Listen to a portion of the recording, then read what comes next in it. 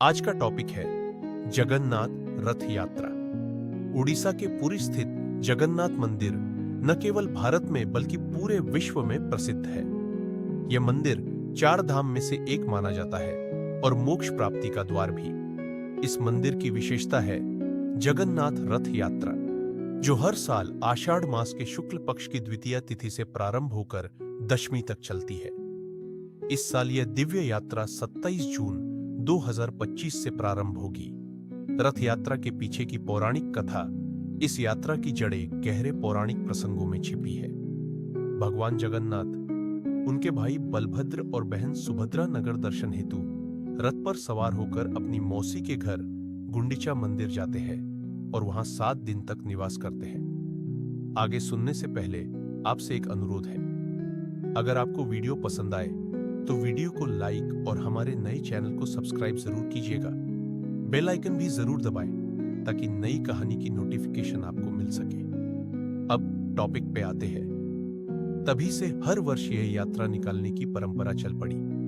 एक अन्य कथा के अनुसार माता रोहिणी जब श्री कृष्ण की रासलीला का वर्णन कर रही थी तो उन्होंने सुभद्रा को उस गोपनीय कथा से दूर रखने के लिए उन्हें कृष्ण और बलराम के साथ नगर भ्रमण पर भेज दिया। नारद मुनि जब तीनों को एक साथ देखकर अभिभूत हुए तो उन्होंने प्रार्थना की कि इन तीनों के दर्शन इसी रूप में युगों तक हो। यह वरदान ही रथ यात्रा का आधार बना। तीनों रथों का निर्माण नियम की लकड़ियों से किया जाता है। प्रत्येक रथ का पहियों की संख्या अलग होती है। भगवान जगन्नाथ का रथ 16 पहिए, बलभद्र का रथ 14 पहिए, सुभद्रा का रथ 12 पहिए। रथ यात्रा के दौरान मंदिर की गर्भगृह से मूर्तियां पहली बार बाहर आती है और फिर भक्तों की आंखों के सामने नगर भ्रमण करती है। महाप्रसाद। जगन्नाथ धाम की आत्मा पुरी मंदिर का महाप्रसाद विश्व प्रसिद्ध है, जिसे आम प्रसाद नहीं बल्कि महाप्रसाद कहा जाता है। इसे बनाने के पीछे धार्मिक अनुशासन और कई चमत्कार जुड़े हैं। प्रसाद की 3 श्रेणियां।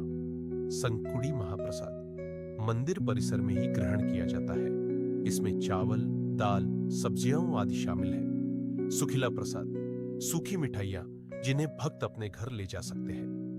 निर्मला प्रसाद सूखे चावल से बना विशेष प्रसाद जो मरणासन्न व्यक्ति को दिया जाता है। मान्यता है कि इसे ग्रहण करने से पाप नष्ट होते हैं और मोक्ष प्राप्त होता है। इसका रसोई घर दुनिया का सबसे बड़ा मंदिर रसोई घर माना जाता है। 500 रसोइये और 300 सहायक प्रतिदिन महाप्रसाद तैयार करते हैं। भोजन मिट्टी के बर्तनों में बनाया जाता है, किसी भी धातु का प्रयोग नहीं होता। 7 बर्तनों को एक दूसरे के ऊपर रखकर लकड़ी की आग पर पकाया जाता है। आश्चर्यजनक रूप से ऊपर वाला बर्तन सबसे पहले पक जाता है। भोग प्रतिदिन 56 प्रकार के व्यंजन यानी 56 भोग के रूप में तैयार किया जाता है। एक बार नारद मुनि को भगवान विष्णु के महाप्रसाद को छकने की तीव्र इच्छा हुई। उन्होंने माता लक्ष्मी की सेवा करके यह वर मांगा। भगवान विष्णु की अनुमति के बाद उन्हें यह प्रसाद मिला। इसके प्रभाव से नारद की दिव्यता और तेज 100 गुना बढ़ गई। जब महादेव शिव को यह ज्ञात हुआ तो उन्होंने भी महाप्रसाद ग्रहण किया और भगवान श्री कृष्ण के प्रेम में इतना विभोर हो गए कि तांडव करने लगे। पृथ्वी डोल उठी। तब माता पार्वती ने शिव को शांत किया और स्वयं महाप्रसाद पाने की इच्छा प्रकट की। माता पार्वती ने प्रतिज्ञा ली कि यह प्रसाद समस्त संसार में सभी को प्राप्त हो।